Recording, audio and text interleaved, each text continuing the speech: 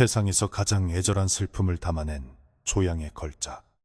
죽은 연인을 그리워하며 자신의 피로 캔버스를 채워가는 화가의 숭고한 예술원에 세상은 찬사를 보냅니다. 하지만 어느 날 밤, 그림 속 연인이 차가운 캔버스를 뚫고 나와 화가의 목을 물어뜯는 순간, 찬란했던 화실은 피비린내, 나는 지옥으로 변합니다. 예술이라는 이름으로 포장된 잔혹한 집착. 당신이 흘린 그 눈물은 진심이었을까요? 아니면 완벽한 그림을 위한 도구였을까요? 붓 끝에 맺힌 핏방울이 말해주는 그날의 참혹한 진실이 베일을 벗습니다. 옛날, 아주 먼 옛날에 험준한 산세가 병풍처럼 둘러쳐진 깊은 산골 마을이 하나 있었습니다. 그해 겨울은 유난히도 눈이 많이 내려온 세상이 하얗게 뒤덮였고 산짐승조차 발자국을 남기기를 주저할 만큼 고요하고 적막한 날들이 이어지고 있었습니다. 마을 어귀에서 산비탈을 따라 한참을 올라가야만 겨우 닿을 수 있는 외딴 곳에는 낙지만 기품이 느껴지는 기와집 한 채가 덩그러니 서 있었습니다. 그 집에는 그림 솜씨가 뛰어나 도성까지 이름이 알려졌던 화가 화본이 홀로 살고 있었는데, 그는 세상과의 인연을 끊은 채 오직 붓과 종이만을 벗삼아 지내는 사람이었습니다.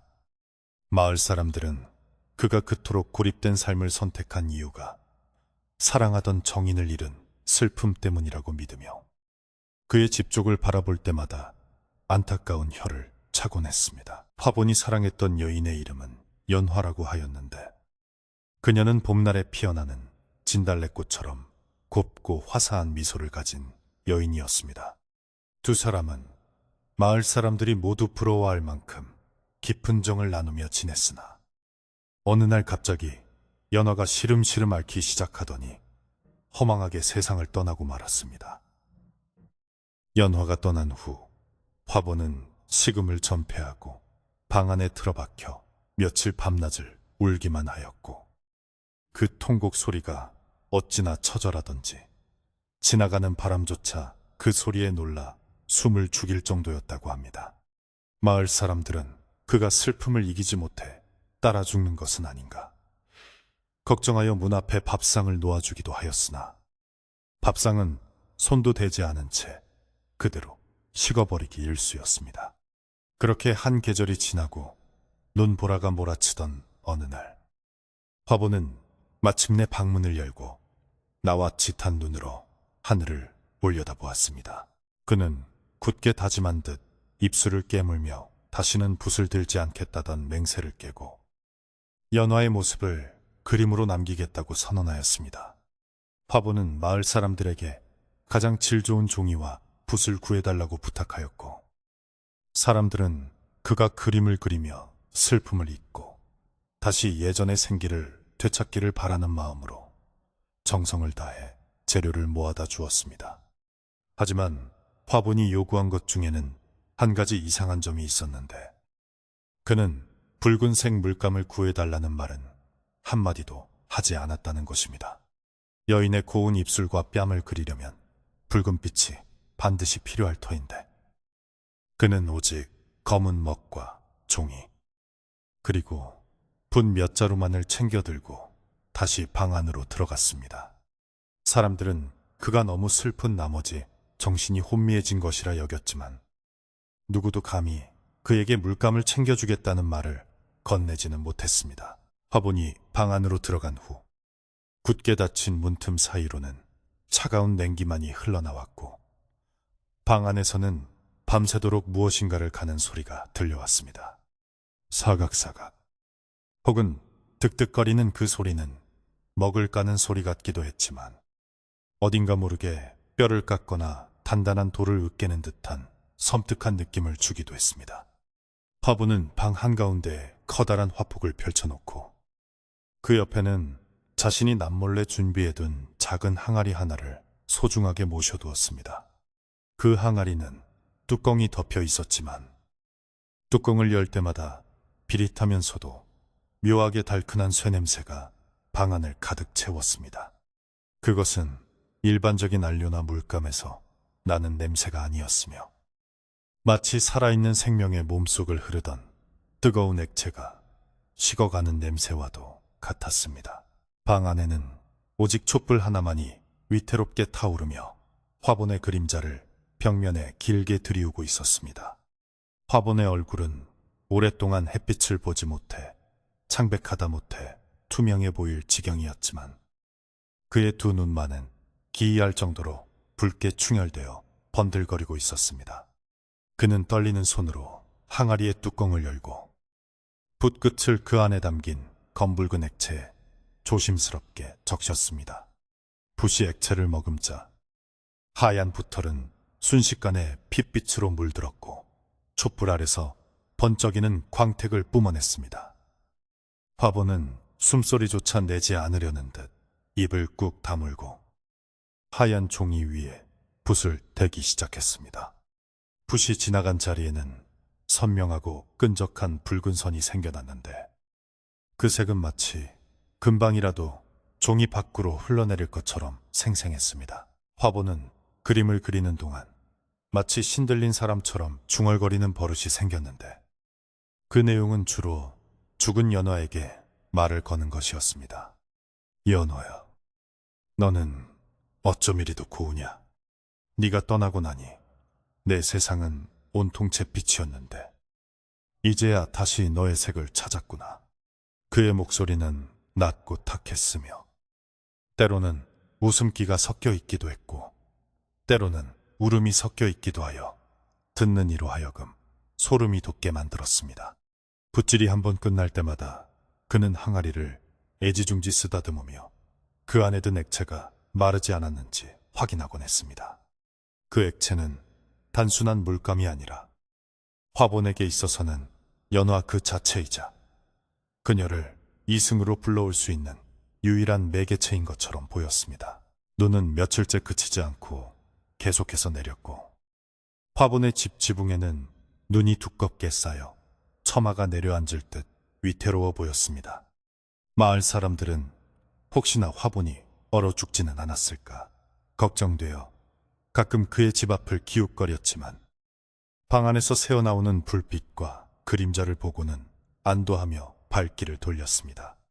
문풍지에 비친 화본의 그림자는 붓을 들고 춤을 추듯 현란하게 움직이고 있었고 그 모습은 마치 허공에 대고 칼춤을 추는 무당의 몸짓처럼 기괴하면서도 힘이 넘쳐 보였습니다.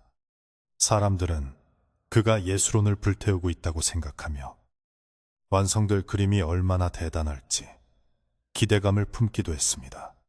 그러나 그 누구도 그 그림이 무엇으로 그려지고 있는지 그 붉은색의 정체가 무엇인지는 꿈에도 상상하지 못했습니다. 화보는 연화의 머리카락 한 올 한 올을 정성스럽게 그려내려갔는데 검은 먹을 사용하여 머릿결을 표현하면서도 중간중간 붉은 기운을 섞어 넣었습니다. 그는 연화가 살아있을 때 햇빛을 받으면 머리카락이 붉은 빛을 띠었던 것을 기억하며 그 찰나의 아름다움을 영원히 박제하고 싶어 했습니다. 그래, 바로 이 색깔이야. 네가 나를 보며 수줍게 웃을 때 뺨에 번지던 그 홍조 말이야. 화보는 혼잣말을 하며 붓을 씻지도 않고 다시 붉은 액체에 담갔습니다. 붓 끝에서 떨어진 붉은 방울이 바닥에 툭 하고 떨어지자 나무 바닥에 스며들며 마치 꽃잎이 피어나는 듯한 모양을 만들어냈습니다. 화보는 그 얼룩조차 사랑스럽다는 듯이 손가락으로 문지르며 기이한 미소를 지었습니다. 시간이 지날수록 방 안의 공기는 점점 더 무겁고 탁해져 갔으며 비릿한 냄새는 더욱 짙어져 옷가지와 이불에까지 베어들 정도가 되었습니다. 화보는 추위를 잊은 채 얇은 저고리 하나만 걸치고 그림에 몰두했는데 그의 이마에는 식은땀이 송골송골 맺혀 흘러내렸습니다. 그는 배고픔도 잊고 잠도 잊은 채 오로지 그림 속의 여인을 완성하는 데에만 모든 정신을 쏟아부었습니다. 가끔씩 뱃속에서 꼬르륵 소리가 나면 그는 옆에 놓인 물 한 모금으로 목을 축일 뿐 밥알 하나 넘기지 않았습니다. 그의 몸은 점점 말라가 앙상한 나뭇가지처럼 변해갔지만 그림 속의 연화는 반대로 점점 생기를 얻어 포동포동하게 살이 오르는 듯한 착각을 불러일으켰습니다. 화가 진행될수록 가장 공을 들인 부분은 바로 연화의 눈동자였습니다. 화보는 눈을 그리기 위해 숨을 멈추고 붓끝을 아주 세밀하게 움직였는데 눈동자 속에 담길 생명력을 표현하기 위해 붉은 액체를 더욱 진하게 덧칠했습니다. 너의 눈동자에 나를 가두고 싶었어. 영원히 나만 바라보도록 말이야. 그의 집착 섞인 중얼거림은 밤바람 소리에 묻혀 흩어졌습니다. 그가 그린 눈동자는 검은색이 아니라 깊고 어두운 붉은색이었으며 바라보는 각도에 따라 마치 눈알이 대굴대굴 굴러가는 것처럼 보이기도 했습니다. 화보는 그 눈과 마주칠 때마다 가슴이 벅차오르는 희열을 느꼈고 자신이 창조주가 되어 죽은 연화를 다시 살려내고 있다는 망상에 빠져들었습니다. 어느 깊은 밤, 화보는 그림을 그리다 말고 잠시 붓을 내려놓고 자신의 손을 내려다보았습니다. 그의 손은 온통 붉은 얼룩으로 뒤범벅이 되어 있었고 손톱 밑에는 검붉은 때가 끼어 있어 마치 짐승을 도살한 백정의 손처럼 보였습니다. 하지만 그는 그것을 씻어내려 하지 않고 오히려 자신의 손에 묻은 붉은 자국을 혀로 핥아보았습니다. 짭짤하고 비릿한 맛이 입안에 퍼지자 그는 묘한 안도감을 느끼며 다시 붓을 잡았습니다. 그에게 있어 이 붉은색은 단순한 색깔이 아니라 연화와 자신을 하나로 이어주는 끈이자 끊어지지 않는 맹세와도 같은 것이었습니다. 광기에 사로잡힌 예술가의 눈에는 더 이상 이성이나 도덕 따위는 들어설 자리가 없었습니다. 마을에는 점차 흉흉한 소문이 돌기 시작했습니다. 밤에 화본의 집 근처를 지나던 나무꾼이 방 안에서 여인의 웃음소리를 들었다는 이야기가 퍼지기 시작한 것입니다. 분명히 혼자 산다고 했는데 여자의 간드러지는 웃음소리가 들렸어. 그것도 아주 즐거운 듯이 말이야. 나무꾼의 말에 사람들은 고개를 갸웃거리며 믿지 않으려 했지만 또 다른 아낙네는 그 집 주변에서 정체를 알 수 없는 울음소리를 들었다고 했습니다. 웃음소리와 울음소리가 뒤섞여 들려오는 그 집은 점차 마을 사람들에게 공포의 대상이 되어 갔습니다.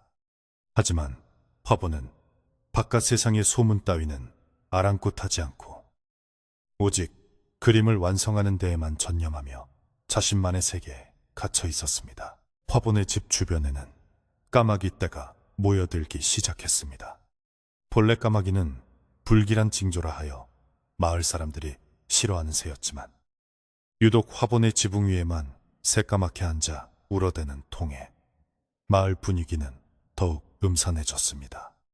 까마귀들은 마치 그 집 안에 있는 무언가를 기다리는 듯 혹은 그 안에서 풍겨나오는 냄새에 이끌린 듯 자리를 떠나지 않았습니다. 화보는 지붕 위에서 쿵쿵거리는 까마귀들의 발소리를 들으면서도 귀찮아하지 않았습니다. 오히려 그는 내 그림을 축하하러 온 손님들이구나 라고 생각하며 기괴한 긍정으로 상황을 받아들였습니다. 그의 정신은 이미 현실과 환상의 경계가 무너져 내려 정상적인 판단을 할 수 없는 지경에 이르렀던 것입니다. 그러던 어느 날 화본이 사용하던 붉은 액체가 바닥을 보이기 시작했습니다. 항아리 바닥을 붓으로 긁어보았지만 묻어나오는 것은 찌꺼기뿐 더 이상 맑고 붉은 물감이 나오지 않았습니다. 그림은 아직 완성되지 않았는데 가장 중요한 입술을 칠할 붉은색이 떨어진 것이었습니다. 화보는 당황하여 안절부절 못하며 방 안을 서성거렸습니다. 안 돼. 여기서 멈출 수는 없어. 이제 곧 그녀가 눈을 뜰 텐데 입술색이 없으면 말을 할 수가 없잖아. 그는 불안에 떨며 자신의 머리카락을 쥐어뜯었고 초조함에 손톱을 물어뜯기 시작했습니다. 그의 눈빛은 굶주린 짐승처럼 번들거렸고 부족한 붉은색을 어디서 구해야 할지 미친 듯이 고민했습니다. 화본의 시선이 방 안 구석구석을 훑다가 문득 자신의 팔목에 머물렀습니다. 창백한 피부 아래로 푸르스름한 혈관이 펄떡이며 뛰고 있는 것이 보였습니다. 그는 잠시 망설이는 듯 하더니 이내 서랍 깊숙한 곳에서 날카로운 작은 칼을 꺼내들었습니다. 내 피라도 섞으면 우리는 진정으로 하나가 되는 거야. 그는 섬뜩한 말을 중얼거리며 칼끝을 자신의 팔뚝에 가져다 댔습니다. 살이 베이는 고통보다는 그림을 완성해야 한다는 열망이 훨씬 컸기에 그는 주저없이 붉은 선혈을 받아내어 말라버린 항아리에 채워 넣었습니다. 자신의 생명을 깎아 그림에 불어넣는 행위. 그것은 예술을 넘어선 금기의 주술과도 같았습니다. 새로 채워진 붉은 액체는 이전의 것보다 훨씬 더 선명하고 생동감이 넘쳤습니다. 화보는 자신의 피가 섞인 물감을 붓에 듬뿍 묻혀 그림 속 연화의 입술을 그리기 시작했습니다. 붓이 닿자마자 창백했던 그림 속 여인의 얼굴에 확연한 생기가 돌기 시작했고 입술은 마치 금방이라도 벌어져 숨을 내쉴 것처럼 촉촉하게 빛났습니다. 화보는 그 모습에 감탄하며 눈물을 흘렸습니다. 아, 아름다워. 살아있을 때보다 훨씬 더 아름다워. 그는 고통으로 떨리는 팔을 부여잡고도 붓질을 멈추지 않았고 방 안은 피 비린내와 광기로 가득 차 숨이 막힐 지경이었습니다. 바깥 날씨는 더욱 험해져 눈보라가 휘몰아치고 있었고 바람 소리는 마치 수천 명의 원혼이 울부짖는 듯 끔찍한 소리를 내고 있었습니다. 마을 사람들은 문을 걸어 잠그고 이불 속에 숨어 무서운 밤이 지나가기만을 기다렸지만 화분의 집에서 새어나오는 불빛은 새벽이 오도록 꺼지지 않았습니다. 그림 속의 연화는 이제 거의 완성되어 가고 있었고 그녀의 표정은 묘하게도 슬픔과 원망 그리고 기쁨이 뒤섞인 알 수 없는 얼굴을 하고 있었습니다. 화보는 그림을 그릴수록 기력이 쇠해져 갔지만 반대로 그림은 점점 더 강력한 기운을 뿜어내며 방 안의 공기를 장악해 나갔습니다. 화보는 그림의 옷자락을 칠하며 옛 기억을 떠올렸습니다. 연화가 즐겨 입던 고운 한복의 색깔, 그녀가 춤을 출 때 나풀거리던 치맛자락의 곡선, 그 모든 것을 완벽하게 재현하기 위해 그는 자신의 기억을 쥐어짜냈습니다. 하지만 그 기억 속에는 아름다운 추억만 있는 것이 아니었습니다. 어두운 그림자가 드리워진 기억.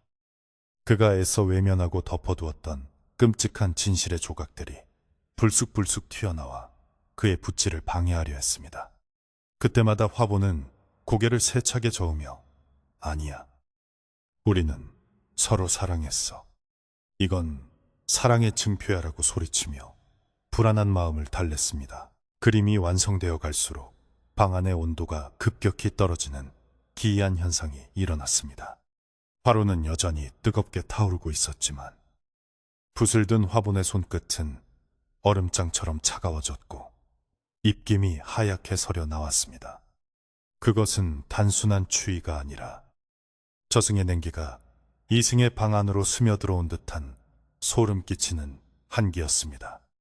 화보는 몸을 덜덜 떨면서도 붓을 놓지 않았고 그림 속 연화의 눈동자가 자신을 따라 움직이는 것을 느꼈습니다. 추우냐? 나도 춥다.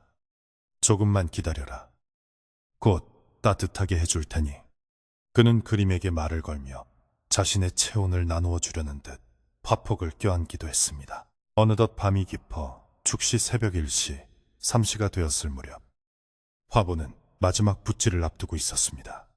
이제 연화의 가슴에 붉은 점 하나만 찍으면 그림은 완성되는 것이었습니다. 그 점은 그녀가 살아생전 가슴에 지니고 있던 작은 흉터를 의미하는 것이자 그림에 생명을 불어넣는 마지막 의식과도 같았습니다. 화보는 긴장된 마음으로 숨을 고르며 붓을 들어 올렸습니다. 그때 갑자기 촛불이 크게 일렁이며 꺼질 듯 말 듯 요동치기 시작했고 방 안의 그림자들이 춤을 추듯 꿈틀거리며 화분을 애워쌌습니다. 화보는 촛불의 요동에도 아랑곳하지 않고 붓끝을 그림의 가슴 부위에 갖다 대었습니다. 붉은 물감이 종이에 닿는 순간 아악 하는 짧은 비명 소리가 방안을 울리는 듯 했습니다. 화보는 깜짝 놀라 주위를 둘러보았지만 방 안에는 아무도 없었습니다. 잘못 들은 게야. 바람 소리겠지. 그는 애써 자신을 안심시키며 다시 그림을 바라보았습니다. 그런데 놀랍게도 방금 찍은 붉은 점이 마치 심장이 뛰는 것처럼 펄떡거리며 움직이는 것이 아니겠습니까? 화보는 공포와 환희가 뒤섞인 표정으로 그 광경을 지켜보았습니다. 이제 그림은 단순한 그림이 아니었습니다. 종이 속에 갇힌 붉은 영혼이 깨어나기 시작한 것입니다. 화본이 사용한 그 특별한 물감, 그리고 그의 광기 어린 집착이 만들어낸 결과물이 서서히 그 본색을 드러내려 하고 있었습니다.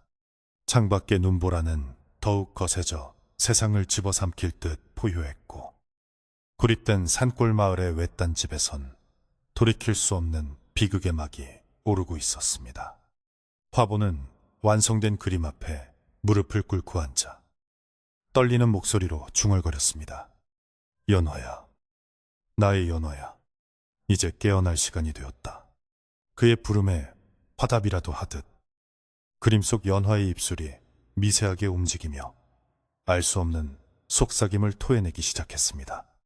하지만 그 소리는 사랑을 속삭이는 달콤한 미러가 아니라 깊은 원한이 서린 저주의 주문처럼 들렸습니다. 화보는 그 소리에 귀를 기울이며 자신이 저지른 일이 무엇인지, 그리고 앞으로 닥쳐올 일이 무엇인지 전혀 짐작조차 하지 못한 채 그저 붉은 그림에만 매료되어 있었습니다. 그렇게 폭설이 내리는 밤, 핏빛으로 그려진 연인의 초상은 차가운 방 안에서 기이한 생명력을 뿜어내며 주인을 노려보고 있었습니다.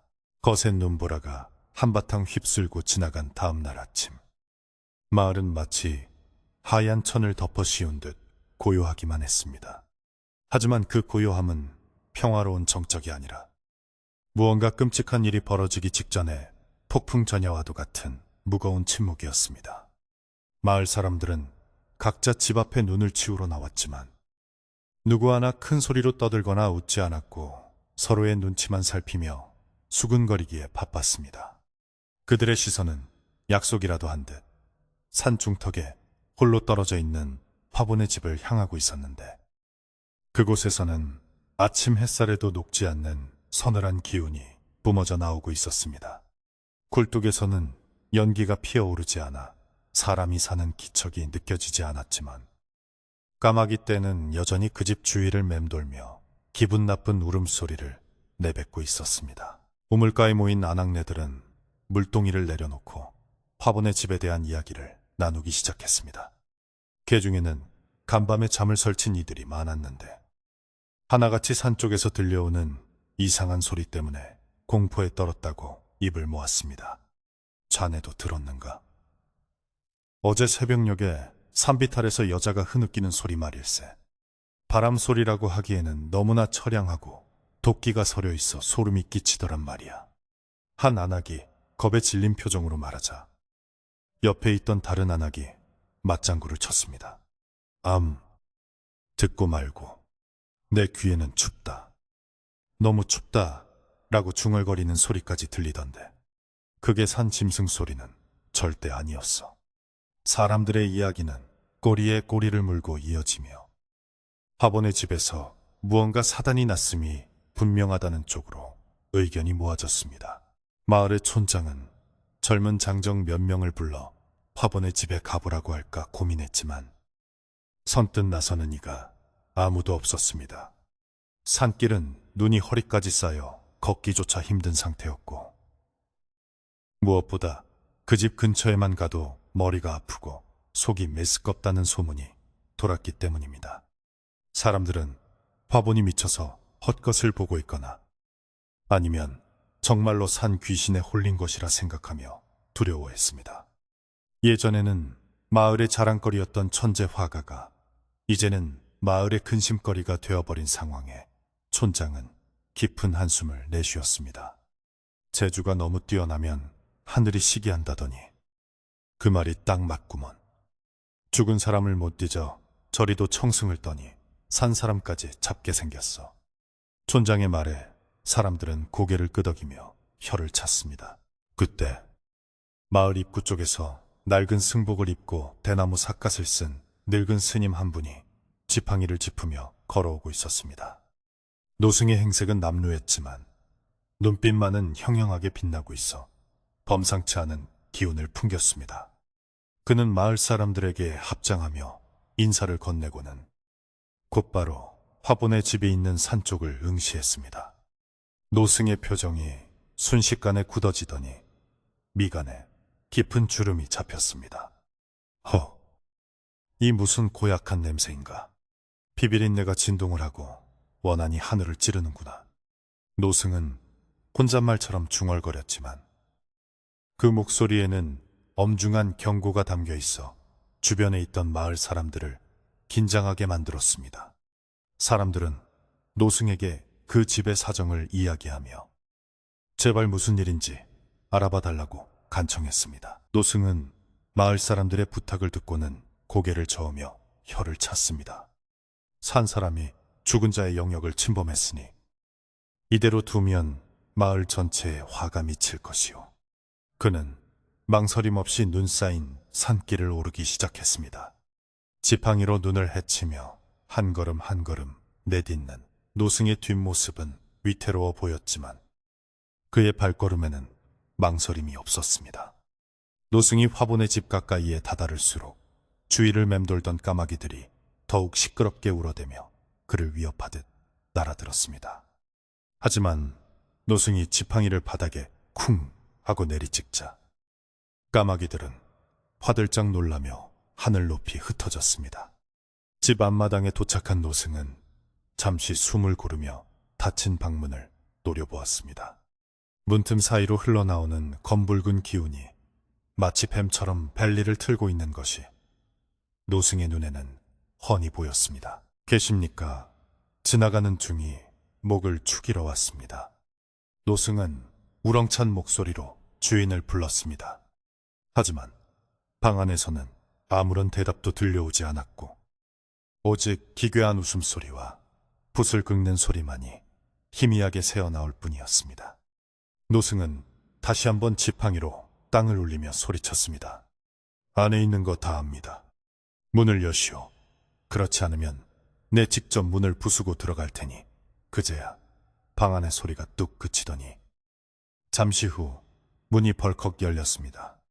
문을 열고 나온 화본의 모습은 그야말로 산송장이나 다름없었습니다. 덧눈, 헝클어진 머리카락, 피와 물감이 덕지덕지 묻은 옷차림은 보는 사람으로 하여금 뒷걸음질 치게 만들기에 충분했습니다. 화본은 귀찮고 불쾌하다는 표정으로 노승을 노려보았습니다. 남의 예술을 방해하는 자가 누구냐? 당장 내 집에서 나가지 못해. 화본의 목소리는 쇠를 긁는 듯 거칠었고 입에서는 단내가 풀풀 풍겼습니다. 노승은 그런 화본을 측은하면서도 매서운 눈빛으로 바라보았습니다. 예술이라 내 눈에는 그저 죽은 귀신을 불러들이는 구판으로밖에 보이지 않는구먼.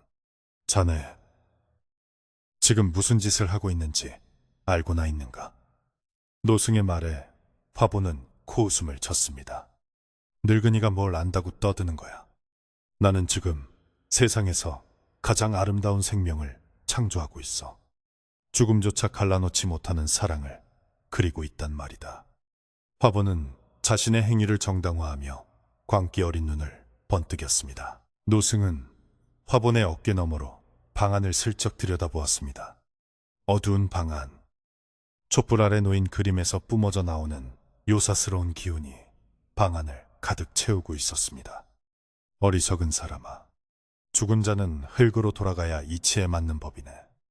억지로 종이에 가두고 피로 묶어두려 하면 그 원한이 결국 자네를 집어삼킬 것이야. 당장 그 붓을 꺾고 그림을 태우게. 노승의 경고는 단호했습니다. 그는 화본의 몸에 이미 사기가 깊숙이 침투해 있음을 간파했습니다. 저 그림을 완성하는 순간 화본의 목숨 또한 온전치 못할 것임을 직감한 것입니다. 하지만 이미 이성을 잃은 화본에게 노승의 충고가 들릴 리 만무했습니다. 닥쳐라. 네가 감히 우리 연화를 없애라 마라 하는 거냐. 썩 꺼지지 않으면 내 놈의 피도물감으로 써주마. 화본은 으르렁거리며 곁에 있던 낫을 집어들고 위협했습니다. 그의 눈에는 살기가 등등했고 더 이상 사람의 눈빛이 아니었습니다. 노승은 깊은 한숨을 내쉬며 고개를 저었습니다. 피로 그린 그림은 피를 부르는 법. 자네가 뿌린 씨앗이니 거두는 것도 자네 몫이겠지. 하지만 명심하게. 오늘 밤이 지나면 돌이킬 수 없을 것이야. 노승은 마지막 경고를 남기고는 뒤도 돌아보지 않고 산을 내려갔습니다. 화보는 멀어지는 노승의 뒷모습을 보며 침을 뗀뱉고는 다시 방 안으로 들어가 문을 쾅 닫아버렸습니다. 다시 방 안으로 돌아온 화보는 씩씩거리며 분을 사귀지 못했습니다. 감히 누가 우리 사이를 방해해. 아무도 못해. 절대로. 그는 불안한 마음을 진정시키기 위해 다시 붓을 들고 그림 앞에 앉았습니다.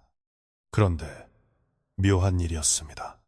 분명히 아까 나갈 때는 그림 속의 연화가 정면을 바라보고 있었는데 지금 보니 시선이 살짝 왼쪽으로 돌아가 있는 것처럼 보였습니다. 화보는 자신의 눈을 비비며 다시 그림을 들여다보았습니다. 내가 너무 예민해진 건가? 아니야. 기분 탓일 거야. 그는 애써 부정하며 떨리는 손으로 붓을 잡았습니다. 하지만 등 뒤에서 누군가가 지켜보는 듯한 서늘한 느낌은 지울 수가 없었습니다. 시간이 지날수록 방 안의 공기는 점점 더 차가워졌고 화로의 불도 사그라들고 있었습니다. 화보는 그림의 배경을 칠하기 위해 붉은 물감을 듬뿍 찍어 발랐습니다. 그 물감은 자신의 피와 정체불명의 안료가 섞인 것으로 칠하면 칠할수록 그림 속 여인은 더욱 생생하게 살아났습니다. 이제 그림 속 연화는 단순한 초상화가 아니라 마치 벽을 뚫고 나온 실제 사람처럼 입체적으로 보였습니다. 옷주름 하나하나, 머리카락 한 올 한 올이 바람에 날리는 듯 움직이는 착각을 불러일으켰습니다. 화보는 그 모습에 도취되어 그래. 이제 거의 다 됐어.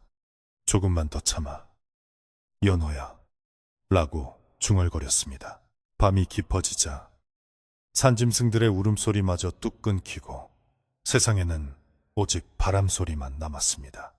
화보는 피로감에 눈꺼풀이 천근만근 무거워졌지만 잠들면 그림 속 연화가 사라질까 두려워 억지로 눈을 부릅떴습니다. 그때 어디선가 추워 하는 희미한 소리가 들려왔습니다. 화보는 깜짝 놀라 주위를 두리번거렸습니다. 누구냐? 누가 있어? 방 안에는 아무도 없었고 문은 굳게 잠겨 있었습니다. 잘못 들었나 싶어 다시 그림에 집중하려는 찰나 이번에는 좀 더 명확하게 소리가 들렸습니다. 너무 추워. 따뜻한 게 필요해. 그 목소리는 분명 연하의 목소리였지만 살아생전의 맑은 음색이 아닌 깊은 우물 속에서 울리는 듯한 습하고 탁한 목소리였습니다. 화본의 시선이 천천히 그림으로 향했습니다. 촛불이 일렁이며 그림 위에 어른거리는 그림자를 만들어내고 있었습니다. 그런데 놀랍게도 그림 속 연하의 입술이 아주 미세하게 벌어져 있는 것이 보였습니다. 아까는 분명히 다물고 있었는데 지금은 마치 무언가를 말하려는 듯 살짝 열려 있었고 그 사이로 하얀 이가 희미하게 보였습니다. 화보는 공포심보다는 반가움이 앞섰습니다. 연호야, 네가 말한 거니? 정말 네가 돌아온 거야? 그는 그림 앞으로 다가가 얼굴을 가까이 댔습니다. 그림에서는 비릿한 피냄새와 함께 알 수 없는 향기가 풍겨 나왔습니다. 화보는 손을 뻗어 그림 속 여인의 뺨을 만져보았습니다. 종이의 거친 질감이 느껴져야 마땅하건만 그의 손끝에 닿은 것은 차갑고 말랑한 사람의 피부 같은 촉감이었습니다. 화보는 소스라치게 놀라 손을 떼었지만 그 촉감은 손가락 끝에 생생하게 남아 있었습니다. 이건 기적이야.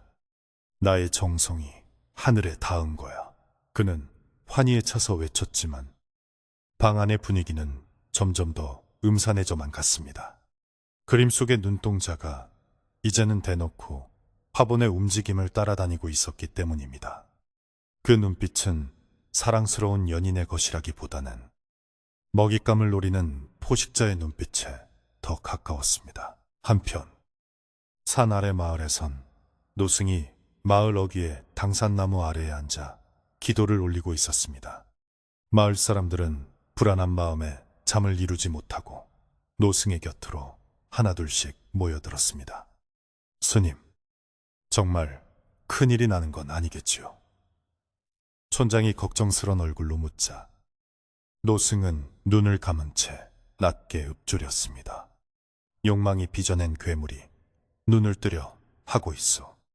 오늘 밤 저 산 위에서 들리는 소리에 귀를 막고 문을 단단히 걸어 잠그시오.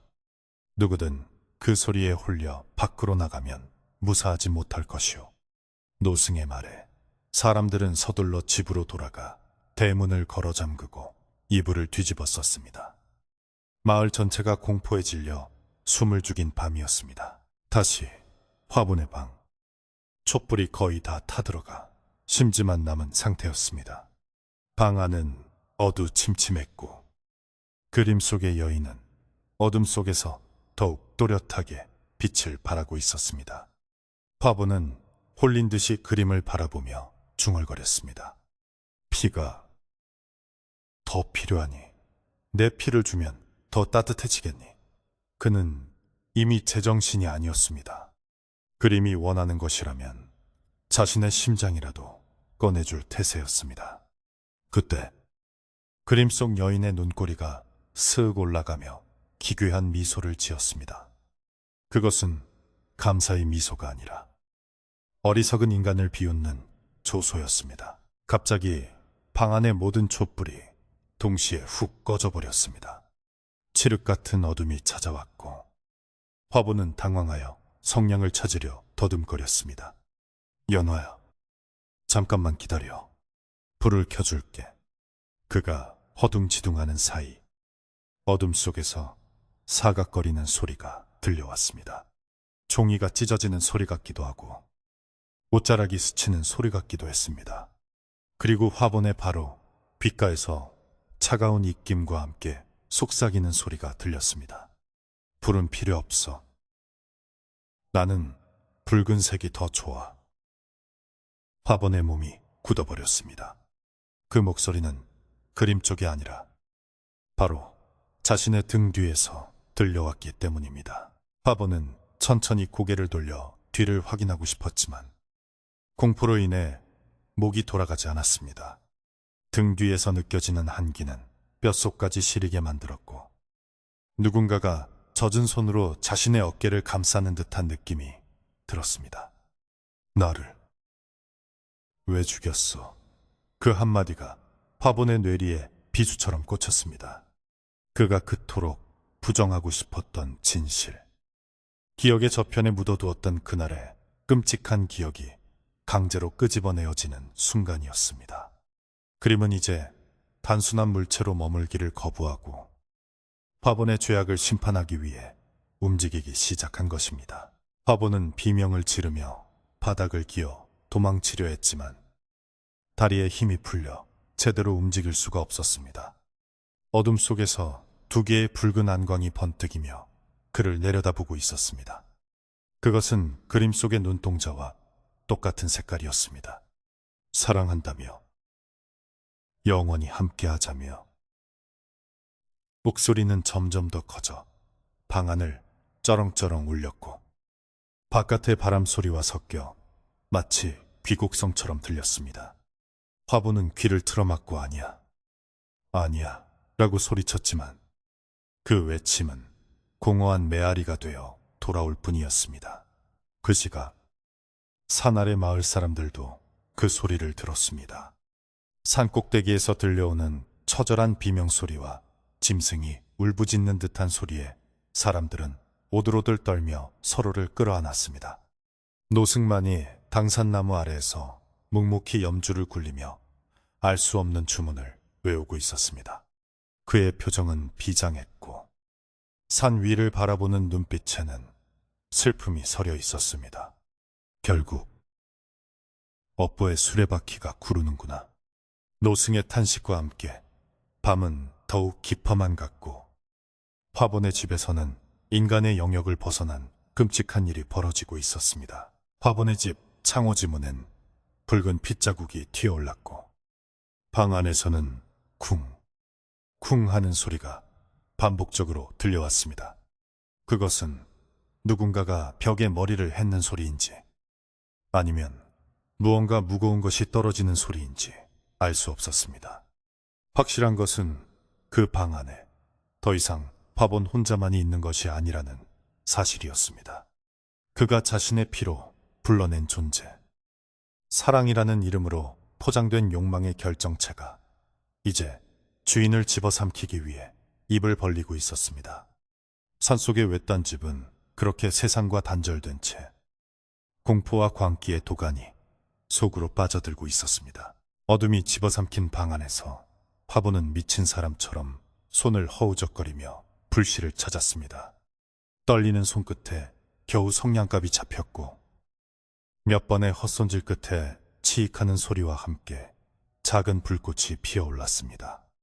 그 위태로운 불빛이 방 안을 다시 비추자 화보는 가장 먼저 그림이 무사한지 확인하려 고개를 돌렸습니다. 그런데 그의 눈앞에 펼쳐진 광경은 실로 기괴하기 짝이 없었습니다. 분명 방금 전까지 고운 자태를 뽐내던 연화의 초상화가 어둠 속에서 무언가에 뒤틀린 듯 기묘하게 일그러져 있었기 때문입니다. 곱게 빗어넘긴 머리카락은 헝클어져 산발이 되어 있었고 수줍게 다물고 있던 인매는 비웃는 듯 한쪽 꼬리가 올라가 있었습니다.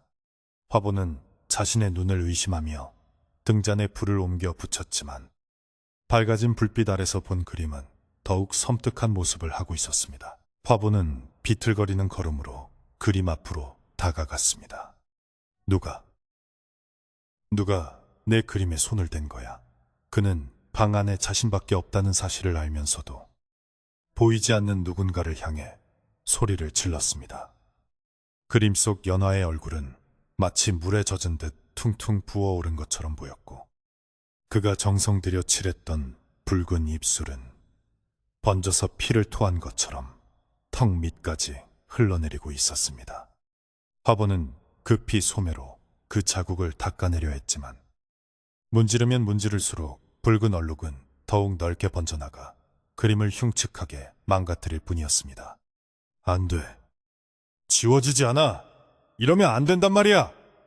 그는 울부짖으며 자신의 옷자락으로 그림을 닦아댔지만 종이는 이미 붉은 물감을 흠뻑 머금어 닦아낼 수가 없었습니다. 그때 화본의 시선이 바닥에 뒹굴고 있는 빈 항아리에 꽂혔습니다.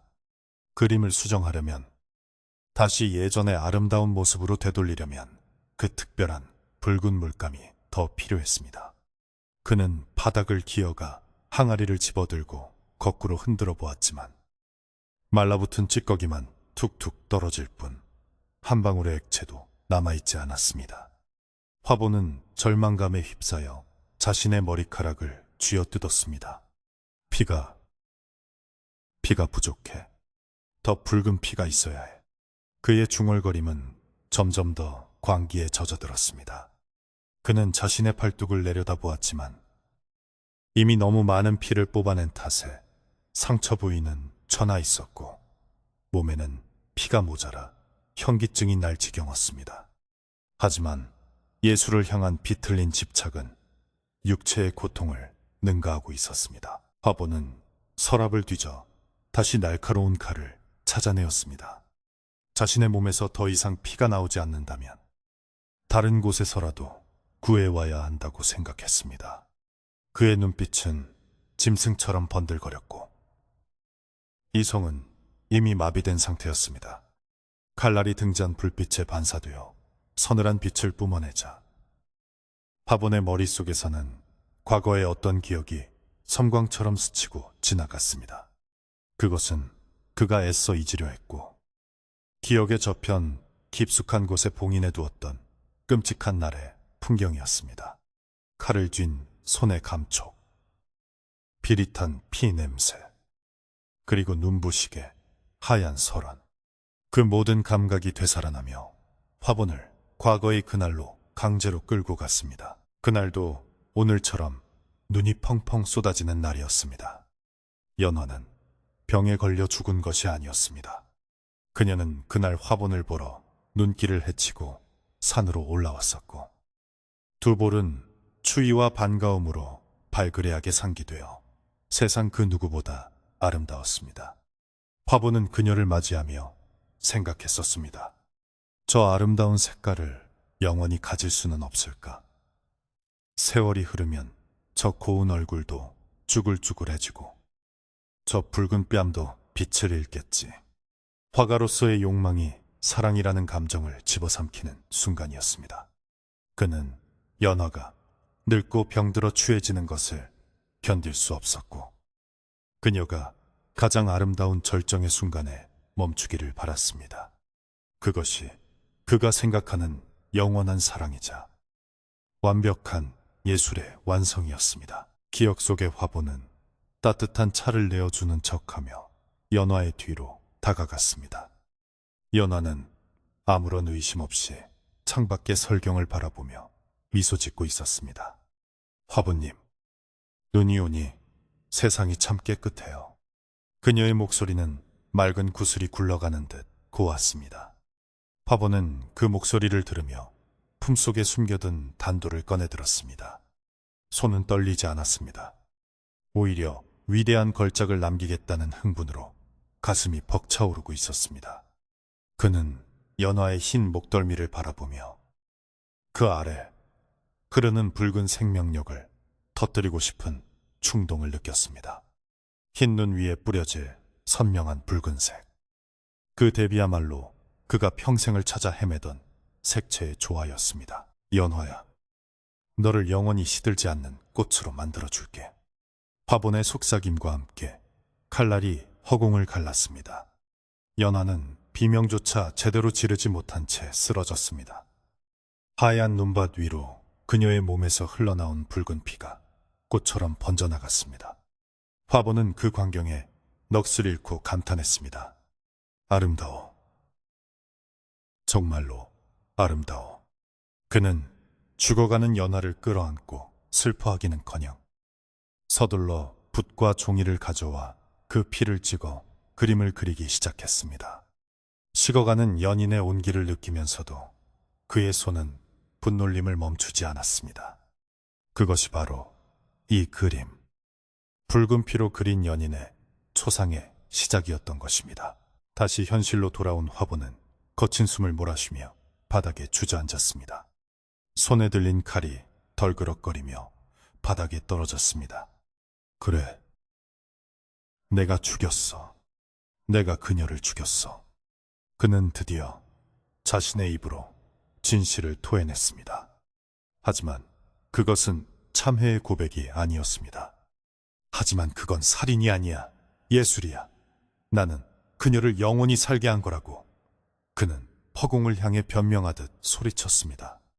자신이 저지른 짓은 숭고한 예술 행위였으며 연화 또한 자신의 일부가 되어 영생을 얻었으니 고마워해야 한다고 믿고 싶었습니다.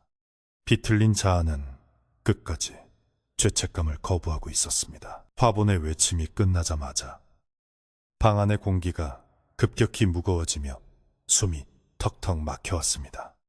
마치 보이지 않는 거대한 손이 방 전체를 짓누르는 듯한 압박감이었습니다. 그리고 그림 속에서 뚝뚝하고 무언가 떨어지는 소리가 들렸습니다. 화본이 고개를 들어 그림을 보자 그림 속 연화의 두 눈에서 검붉은 피눈물이 흘러내리고 있었습니다. 그 피눈물은 그림 밖으로 흘러나와 문지방을 적시고 바닥을 타고 화분의 무릎 앞까지 흥건하게 고여들었습니다. 그것은 단순한 환각이 아니었습니다. 코를 찌르는 비릿한 혈향이 방 안을 가득 채웠기 때문입니다. 내 피로 그림을 그리니 좋았느냐? 낮고 으스스한 목소리가 화분의 귓가에 바로 들려왔습니다. 이번에는 환청이 아니었습니다. 그림 속 연하의 입술이 분명히 움직이고 있었고 그 목소리는 지옥 밑바닥에서 울려 퍼지는 듯한 원한에 차 있었습니다. 화분은 뒷걸음질 치며 벽에 등을 기댔습니다. 연화야, 오해야, 나는 너를 너무 사랑해서. 그의 변명은 옹색하기 그지없었습니다. 사랑? 나를 죽이고 내 피를 뽑아내는 게 사랑이라고? 목소리는 점점 더 커져 천둥소리처럼 방 안을 울렸고 벽에 걸린 다른 붓과 종이들이 우수수 떨어져 내렸습니다. 방바닥에 고인 붉은 피가 마치 살아있는 생명체처럼 꿈틀거리며 모여들기 시작했습니다. 그것들은 서서히 형체를 갖추어가며 사람의 형상을 띠기 시작했습니다. 화보는 공포에 질려 눈을 크게 떴습니다. 자신이 그토록 아름답다고 찬양했던 그 붉은색이 이제는 자신을 옥죄어오는 공포의 대상이 되어 눈앞에 나타난 것입니다. 나는 차가운 눈밭에서 외롭게 죽어갔어. 네가 붓질을 하며 즐거워하는 동안 나는 고통 속에서 너를 저주했어. 피로 만들어진 형상은 서서히 일어나 화분을 내려다보았습니다. 얼굴은 뭉개져 있었지만 그 눈빛만은 형형하게 빛나며 화분을 꿰뚫어보고 있었습니다. 화분은 덜덜 떨며 손을 모아 빌기 시작했습니다. 잘못했어. 내가 잘못했어. 제발 용서해줘. 이 그림을 태워버릴게. 그러면 되잖아? 그는 다급하게 화로에 있는 부직갱이를 집어들고 그림을 향해 뻗었습니다. 그림을 태워버리면 이 모든 악몽이 끝날 것이라 생각했던 것입니다. 하지만 부직갱이가 그림에 닿기도 전에 보이지 않는 힘이 그를 강하게 밀쳐냈습니다. 화분은 나가떨어지며 책상 모서리에 머리를 부딪혔고 이마에서 붉은 피가 흘러내려 시야를 가렸습니다. 태운다고? 이미 늦었어. 내 영혼은 이미 그 종이에 박혀버렸는걸. 그림 속의 여인은 조소하듯 말했습니다. 화분의 이마에서 흐르는 피를 보며 피로 뭉쳐진 형상은 더욱 거세게 요동쳤습니다. 너의 그 붉은 피, 나에게도 나눠주렴. 내 그림이 완성되려면 아직 부족하거든.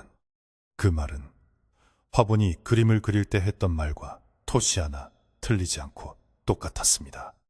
자신이 뱉었던 광기 어린 말들이 부메랑이 되어 돌아온 것입니다. 화분은 자신의 피냄새를 맡고 흥분하는 저 괴물이 바로 자신의 욕망이 만들어낸 또 다른 자아임을 깨닫고 전율했습니다. 바깥 세상은 온통 눈보라에 갇혀 아무런 도움도 기대할 수 없었습니다.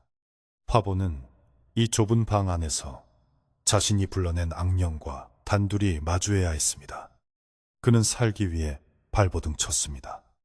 문을 열고 도망치려 했지만 문고리는 불에 달군 쇠처럼 뜨거워 잡을 수가 없었습니다. 창호지는 쇠가죽처럼 질겨져 찢어지지 않았습니다. 화보는 도간에 든 쥐꼬리 되었습니다. 어딜 가려는 거야? 우리 영원히 함께하자고 했잖아. 목소리는 점점 더 가까이 다가왔고 피비린내는 구역질이 날 정도로 심해졌습니다. 화본의 눈앞에 다시 과거의 환영이 겹쳐 보였습니다. 눈밭에 쓰러진 연화가 그를 향해 손을 뻗는 모습, 그리고 그 손을 뿌리치고 붓을 들었던 자신의 모습. 죄책감이라는 감정이 봇물 터지듯 밀려와 그의 가슴을 짓눌렀습니다. 아, 머리가 깨질 것 같아. 그는 머리를 감싸쥐고 비명을 질렀습니다.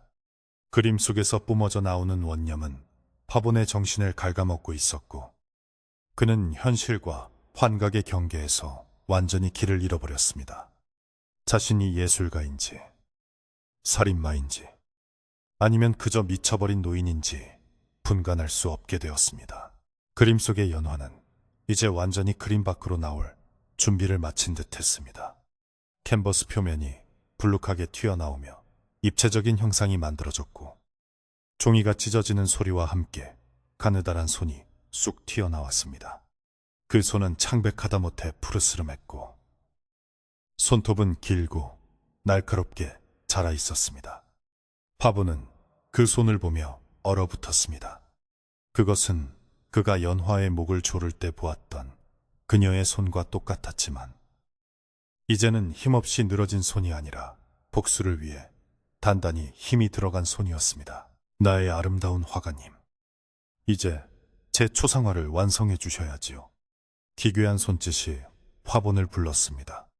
화본은 거부하려 했지만 몸이 말을 듣지 않고 저절로 그림 앞으로 끌려갔습니다. 마치 자석에 이끌리는 쇠붙이처럼 그의 몸은 자신의 의지와 상관없이 죽음의 문턱으로 다가가고 있었습니다. 방 안의 촛불들이 미친 듯이 춤을 추며 최후의 순간을 예고했고, 그림자들은 벽면 가득히 거대한 괴물의 형상을 만들어내며 화본을 비웃고 있었습니다. 화본은 마지막 힘을 짜내어 외쳤습니다. 이건 꿈이야. 나는 위대한 화가야. 이런 식으로 끝날 수는 없어. 하지만 그의 외침은 공허했습니다. 그의 눈앞에 펼쳐진 것은 명백한 현실이자 인과응보의 결과였습니다.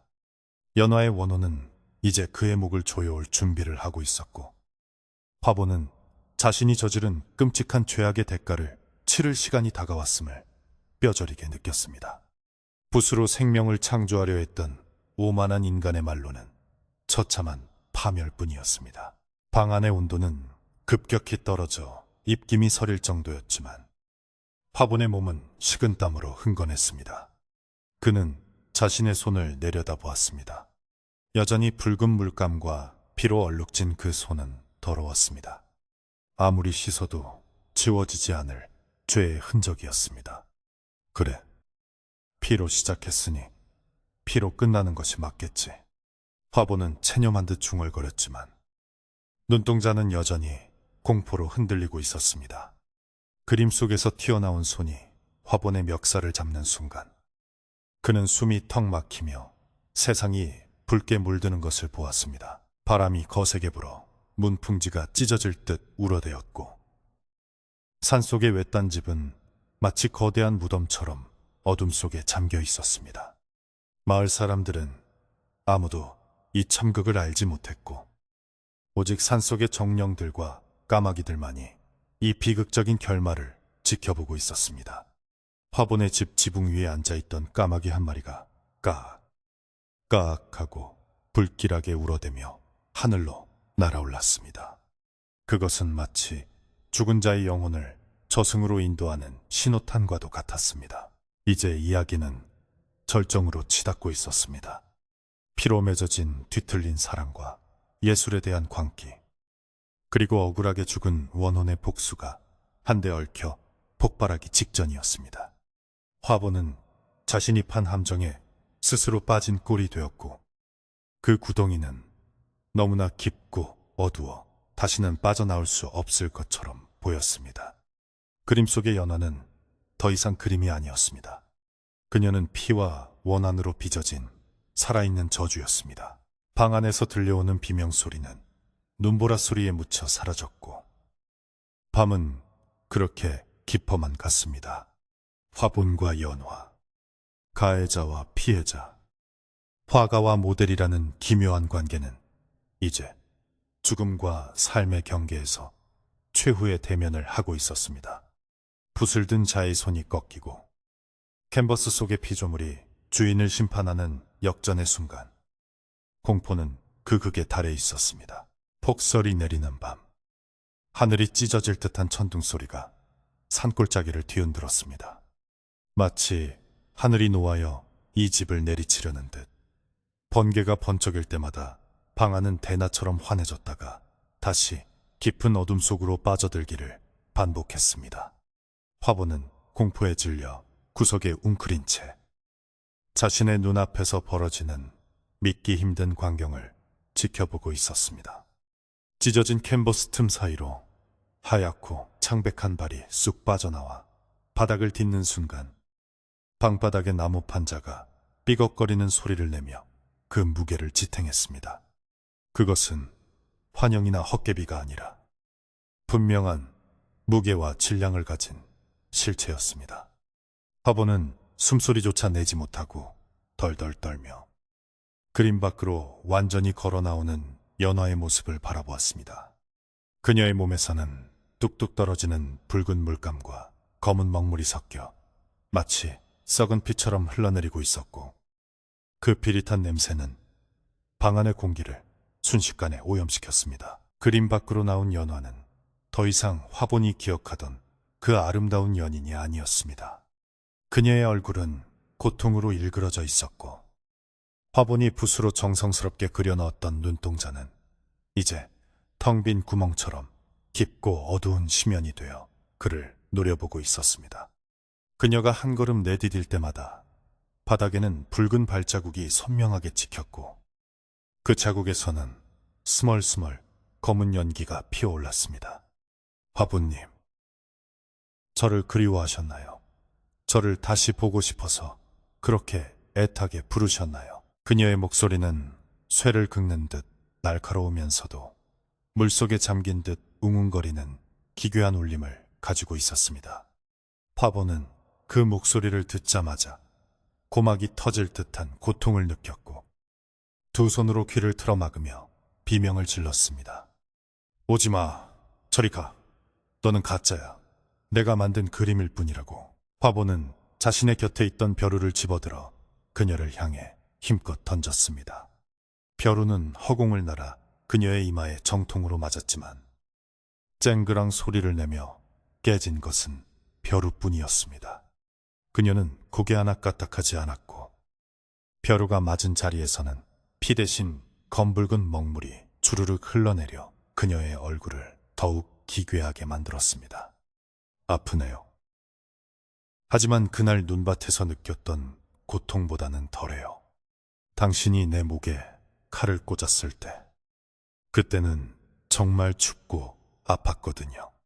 그녀는 천천히, 아주 천천히 화본을 향해 다가왔습니다. 그녀의 움직임은 관절이 없는 인형처럼 부자연스러웠지만 그 속도에는 거부할 수 없는 압박감이 실려 있었습니다. 화본은 뒷걸음질 치다 벽에 부딪혔고 더 이상 물러설 곳이 없음을 깨닫고 절망했습니다. 방 안의 온도는 이제 한겨울밖보다 더 차갑게 떨어져 화본의 입에서는 쉴 새 없이 하얀 입김이 뿜어져 나왔습니다. 반면 그녀의 몸에서는 뜨거운 열기가 뿜어져 나오는 듯 했는데 그것은 생명의 온기가 아니라 지옥불에서 타오르는 원한의 열기였습니다. 화보는 살기 위해 몸부림쳤습니다. 그는 벽에 걸려있던 다른 족자들을 뜯어내어 그녀에게 던지기도 하고 부통을 엎어 붓들을 쏟아부으며 저항했습니다. 하지만 그 모든 것들은 그녀의 몸을 통과하거나 튕겨나갈 뿐 그녀의 전진을 막을 수는 없었습니다. 왜 그러세요? 우리가 영원히 함께할 수 있는 유일한 방법이라면서요. 이제 아무도 우리를 방해하지 않아요.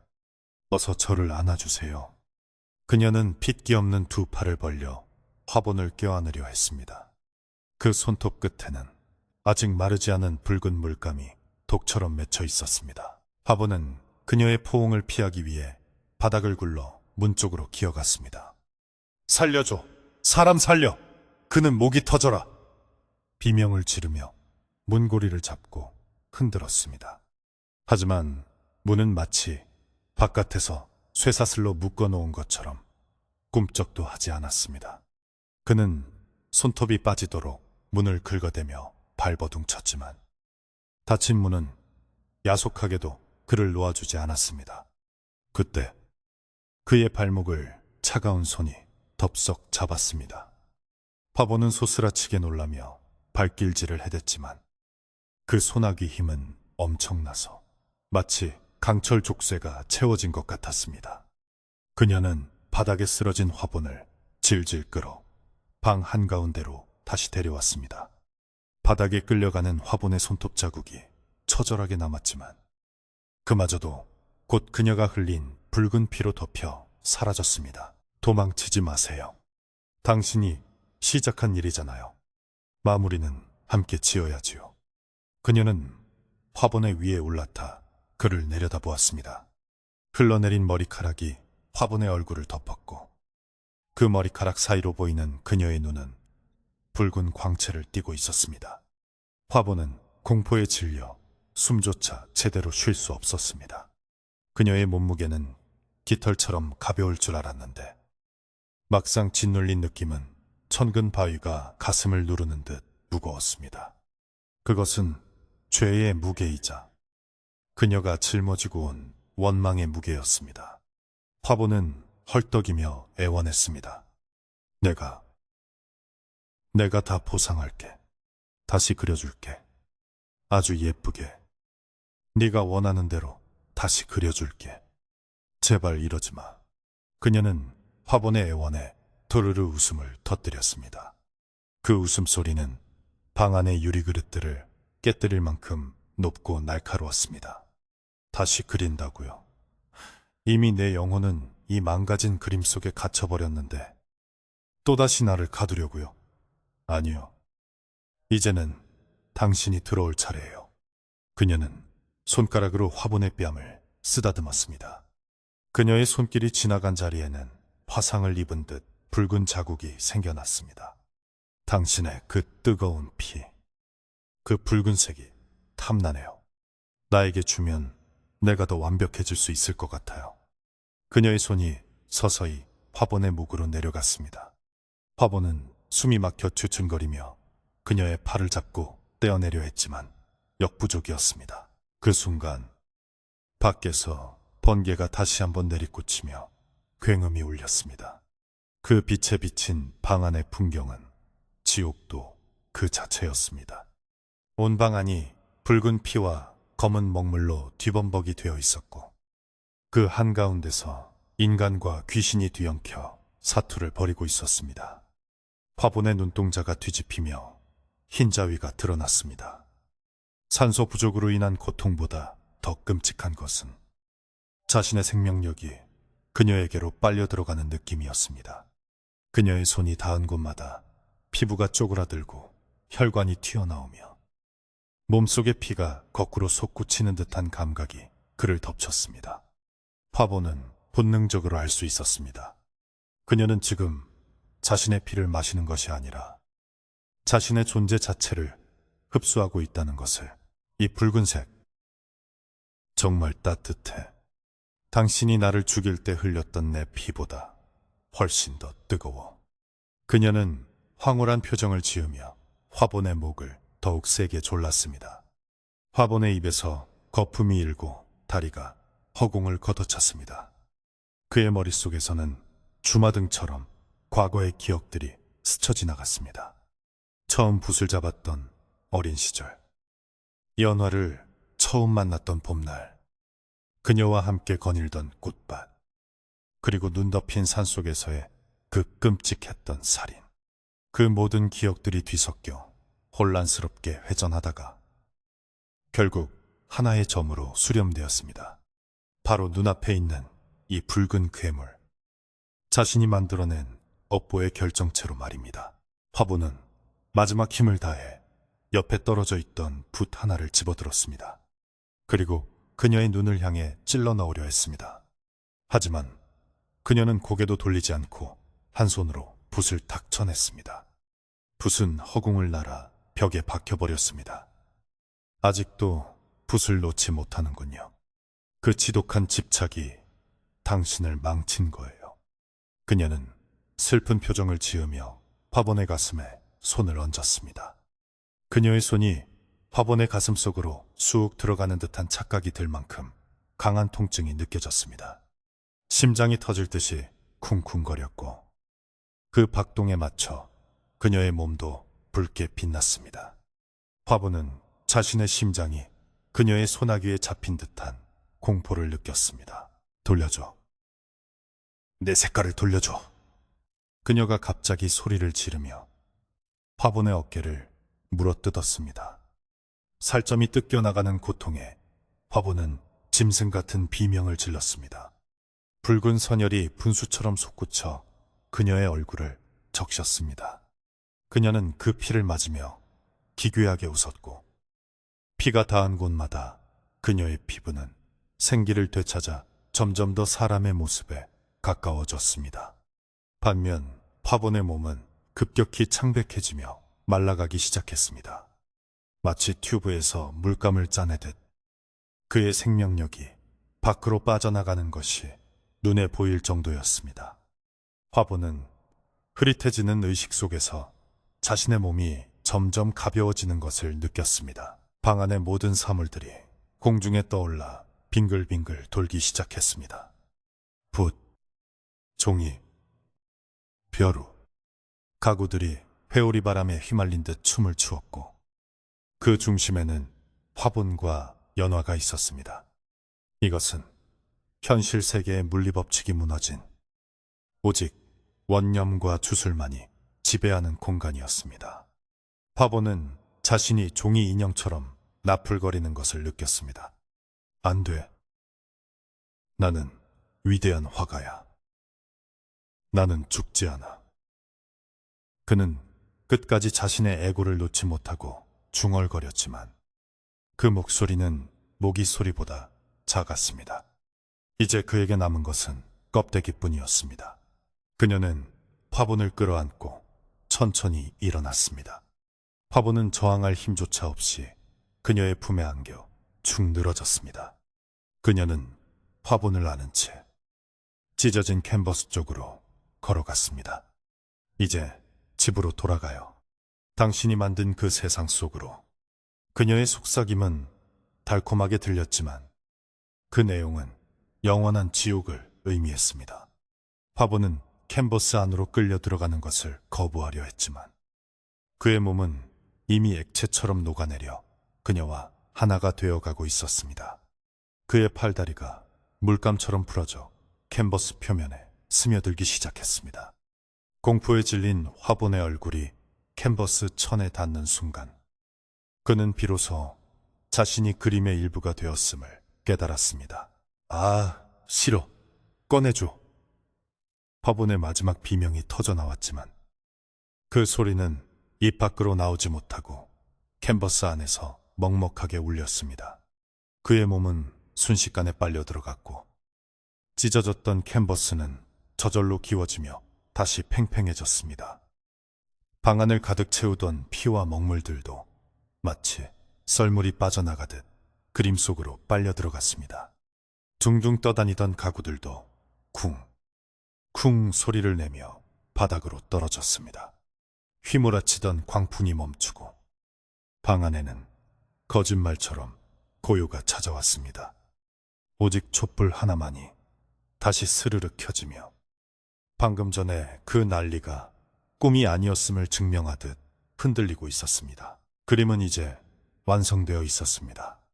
하지만 그 그림은 화분이 처음에 그리려던 연화의 초상이 아니었습니다. 그림 속 배경은 눈보라치는 산속이었고 그 한가운데에는 핏빛 드레스를 입은 연화가 서 있었습니다. 그리고 그녀의 발밑에는 고통스러운 표정으로 일그러진 채 절규하는 한 남자가 무릎을 꿇고 있었습니다. 남자의 얼굴은 화분과 똑같았으며 그의 몸은 붉은 사슬에 묶여 영원히 풀려날 수 없는 모습이었습니다. 그림 속의 연화는 그 남자를 내려다보며 차갑게 미소 짓고 있었고 그 눈동자는 살아있는 것처럼 번들거렸습니다.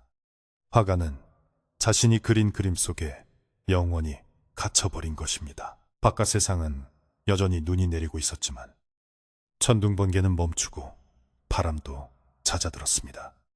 산속의 외딴 집은 다시 깊은 침묵 속에 잠겼습니다. 집 안에서 들리던 끔찍한 비명소리와 짐승 같은 울부짖음은 눈 속에 파묻혀 사라졌습니다. 산 아래 마을 사람들은 잠결에 무언가 쿵 하고 떨어지는 소리를 들은 것 같았지만 그저 눈 무게를 이기지 못한 나뭇가지가 부러진 소리라 여기며 다시 잠을 청했습니다. 그렇게 공포의 밤은 지나가고 새벽이 밝아오고 있었습니다. 하지만 화분의 집 문은 굳게 닫힌 채 그 안에서 벌어진 비극을 철저하게 감추고 있었습니다. 방 안에는 그림 한 점만이 덩그러니 놓여 있었고 그 앞에는 화분이 쓰던 붓 한 자루만이 부러진 채 뒹굴고 있었습니다. 부러진 붓대에서는 더 이상 붉은 물감이 묻어나오지 않았습니다. 이제 모든 욕망과 집착 그리고 원한은 저 네모난 종이 안에 봉인되었습니다. 화분은 자신의 소원대로 죽어서도 연화와 함께하게 되었지만 그것은 그가 꿈꾸던 낭만적인 재회가 아니라 영원한 고통의 굴레였습니다. 그는 매일 밤 그림 속에서 되살아나 연화에게 피를 빨리고 아침이 되면 다시 그림 속에 갇혀 그 고통을 곱씹어야 하는 형벌을 받게 된 것입니다. 새벽빛이 창호지 문을 뚫고 들어와 방 안을 비추었습니다. 희미한 빛 속에서 그림은 묘한 기운을 풍기고 있었습니다. 그림 속 화분의 표정이 밤사이 조금 더 일그러진 것 같기도 했고 연화의 입술이 조금 더 붉어진 것 같기도 했습니다. 하지만 그것을 확인해 줄 사람은 아무도 없었습니다. 집 주변을 맴돌던 까마귀들도 이제는 흥미를 잃은 듯 하나둘씩 날아가 버렸습니다. 먹잇감이 사라진 곳에는 포식자도 머물지 않는 법이니까요. 그렇게 화분의 집은 세상에서 잊힌 공간, 금기의 공간으로 변해가고 있었습니다. 폭풍이 지나간 자리에는 언제나 고요함이 남지만 그 고요함 뒤에는 씻을 수 없는 상처가 남는 법입니다. 화분의 집은 겉보기에는 멀쩡했지만 그 내부는 완전히 다른 세상이 되어버렸습니다. 인간의 욕심이 부른 참극은 그렇게 마무리되었고 이제 남은 것은 뒤처리를 해야 할 산 사람들의 몫이었습니다. 하지만 아직 아무도 그 집 문을 열어볼 용기를 내지 못하고 있었습니다. 다만 산바람만이 열린 문틈 사이를 오가며 지난밤에 처절했던 이야기를 속삭이고 있을 뿐이었습니다. 그렇게 공포와 광란의 밤이 지나고 마침내 산골 마을에도 아침 해가 떠올랐습니다. 지난밤 세상을 집어삼킬 듯 몰아치던 눈보라는 언제 그랬냐는 듯 거짓말처럼 뚝 그쳤고 하늘은 구름 한 점 없이 맑고 투명하게 개어 있었습니다. 밤새 쌓인 눈은 아침 햇살을 받아 눈이 부실 정도로 찬란하게 빛났으며 나뭇가지마다 피어난 눈꽃은 수정처럼 영롱한 자태를 뽐내고 있었습니다. 마을을 감싸고 있던 묵직하고 음습한 공기는 깨끗이 씻겨 내려갔고 대신 차갑지만 상쾌한 바람이 불어와 사람들의 코끝을 스치고 지나갔습니다. 지붕 처마 끝에는 고드름이 수정처럼 매달려 아침 햇살에 반짝거렸고 굴뚝에서는 밥 짓는 연기가 모락모락 피어올라 평화로운 산골 마을에 정취를 더해 주었습니다. 마을 사람들은 하나둘씩 문을 열고 밖으로 나와 기지개를 켰습니다. 밤새 공포에 떨며 잠을 설친 탓에 얼굴은 다소 초췌했지만 맑게 갠 하늘을 보자 안도의 한숨을 내쉬었습니다. 어젯밤 그 난리가 꿈이었나? 이렇게 날씨가 좋은 걸 보니 내가 헛것을 들었나 보네. 사람들은 삼삼오오 모여 간밤의 일에 대해 이야기를 나누었지만 누구도 감히 지난밤에 그 끔찍했던 소리를 입 밖으로 내어 다시 떠올리고 싶어 하지는 않았습니다. 그저 날씨 이야기나 눈 치우는 이야기를 하며 애써 불안감을 감추려 노력했습니다. 하지만 그들의 시선은 본능적으로 산 중턱에 있는 화분의 집을 향해 자꾸만 돌아갔습니다. 이상하게도 그 집 주변을 시끄럽게 맴돌던 까마귀 떼가 단 한 마리도 보이지 않았기 때문입니다. 그때 마을 어귀의 당산나무 아래에서 밤새 기도를 올리던 노승이 자리에서 일어났습니다. 그의 승복은 눈에 젖어 축축했고 어깨에는 하얀 눈이 소복이 쌓여 있었지만 그의 표정은 그 어느 때보다 평온하고 맑았습니다. 노승은 지팡이를 짚고 천천히 마을 광장으로 걸어 나왔습니다. 촌장과 마을 장정들이 그를 발견하고 황급히 달려갔습니다. 스님, 밤새 별일 없으셨습니까? 산 위는 어떻게 되었을까요? 촌장이 조심스럽게 묻자 노승은 산 쪽을 바라보며 담담하게 말했습니다. 모든 것이 끝났소. 욕망의 불꽃이 제 몸을 태우고 사그라들었으니 이제 확인하러 가봐야 하지 않겠소? 노승의 말에는 거역할 수 없는 힘이 실려 있었습니다.